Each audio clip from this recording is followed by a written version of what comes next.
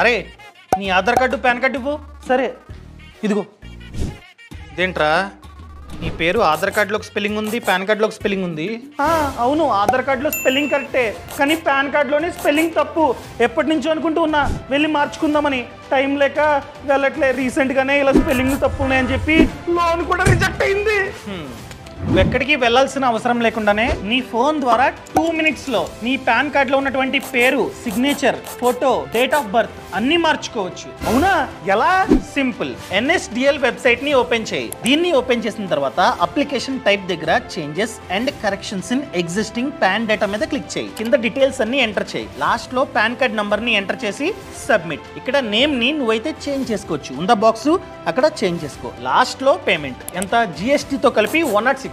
ఎప్పుడైతే 106 కడతావో done. So ఏదైతే పేరుని బాక్స్ లో ఎంటర్ చేసావో ఆ పేరుతో కొత్త పాన్ కార్డ్ మీ ఇంటికి పోస్ట్ లో వస్తుంది.